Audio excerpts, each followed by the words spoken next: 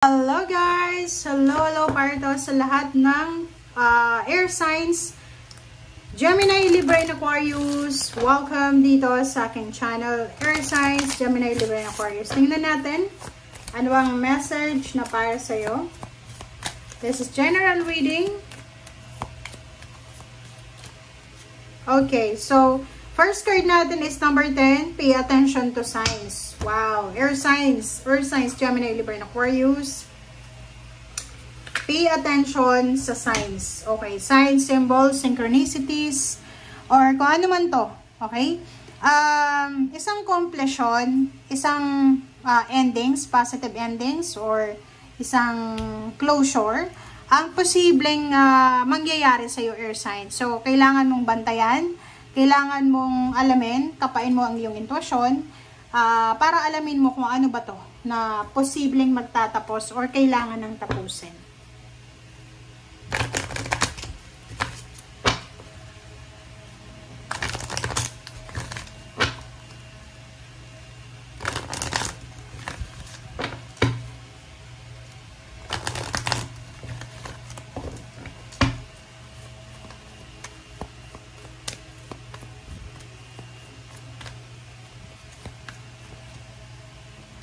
Okay, it's expectation. It's number 10. Expectation number 10. Sinasabi ng bara sa'yo dito, meron kang It's number 10 siya guys, completion, achievement, satisfaction. Meron kang ini-expect na posibleng bisita or posibleng completion, satisfaction, achievements na posibleng makuha mo siya. But the problem is, kailangan mong buksan ang iyong intuition. Kasi minsan, 'di ba, maraming swerte yung pumapasok sa buhay natin or dumadaan lang sa buhay natin, pero hindi natin nanonotice kasi masyado tayong abala sa mga walang kwentang bagay. Masyado tayong abala sa mga drama, toxicity, or sa kung ano pa man.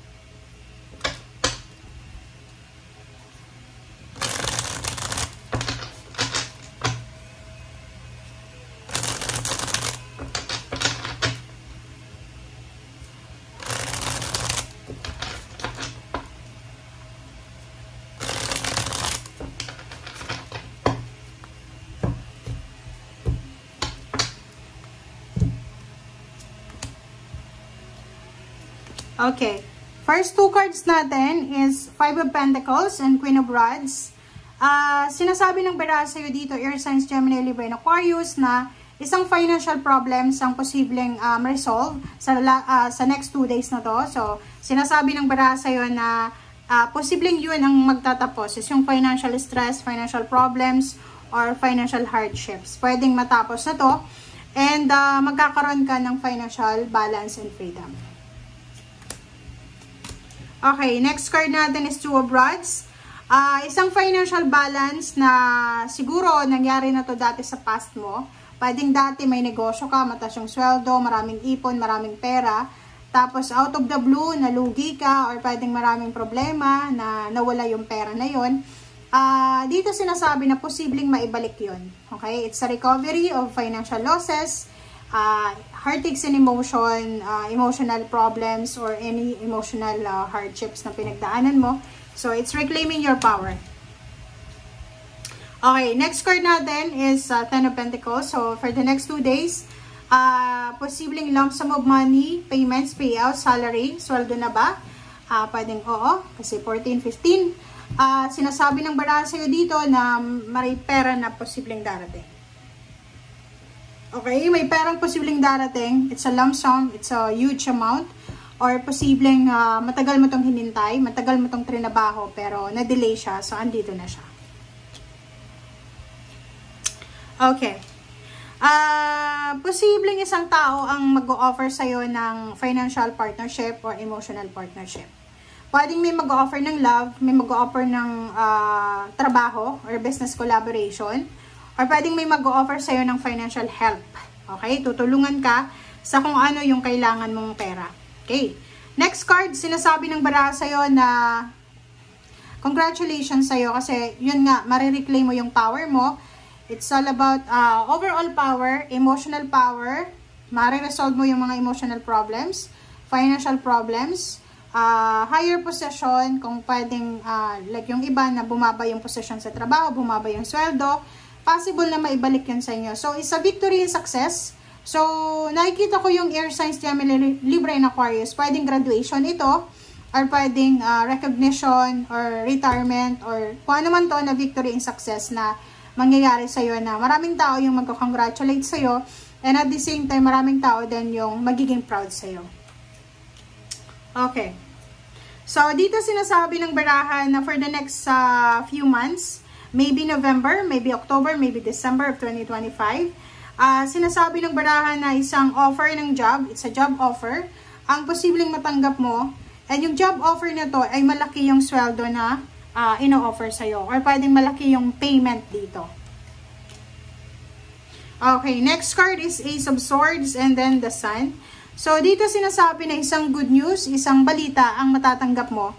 It's a happy news, it's a congratulatory message, it's an invitation message, it's an invitation card, it's an email of confirmation email sa trabaho na ina-applyan mo, or sa kung ano man na victory success na to na sinasabi. So, masaya to. Okay? Isang matagal mo nang hinihintay na katuparan ng pangarap mo, isang matagal mo nang dinidelay na okasyon. Pwedeng, halimbawa, ikaw o parent, yung anak mo na nag-aaral sa kolehiyo, ilang beses siyang na-drop, ilang beses siyang bumagsak, hindi siya makagraduate. Posibleng gagraduate niya siya sa linggong ito, or sa buwan na to. Okay, next card is Page of Cups. And, diba? So, nakikita ko sa'yo dito na makakaramdam ka ng sobrang excitement, sobrang kilig. Kasi, pwedeng yun nga, may mag-o-offer sa'yo ng love life, may mag-o-offer sa'yo ng financial help, doon sa mga air signs, Gemini, Libra, and Aquarius na nangangailangan ng tulong pinansyal. May mga tao dyan sa paligid mo na pwedeng mag-offer sa'yo ng financial help. Okay? Justice is a contract. So, sinasabi ng baraha, pwedeng may mag-offer ng kasal, may mag-offer ng kontrata, work contract, job contract, or any types ng documents. So, kailangan mong basahin mabuti yung papeles na yan bago mo siya pirmahan. King of Pentacles, sinasabi ng baraha sa'yo dito na sobra-sobra yung motivation mo, sobra-sobra yung determination mo, yung drive mo, yung parang confidence mo na atong lahat ng ginagawa mo sa ngayon ay magbibigay ito sa'yo ng financial boost or financial prosperity and abundance. Which is, tama naman. Kasi, sinasabi ng baraha sa'yo dito, kung makikita mo, ang daming pera. So, maraming pera yung umaaligid sa buhay mo. Ang problema lang is, hindi natin masyadong napapansin minsan kasi ang focus natin is iba. Masyado kang nakafocus minsan sa mga drama, toxicity, sa chismis, parang gano'n, na hindi mo napapansin na eto, napaka-importante nito. Lump sum of money. Lump sum of money is wealth. Okay? And financial gain. Thank you guys. Bye!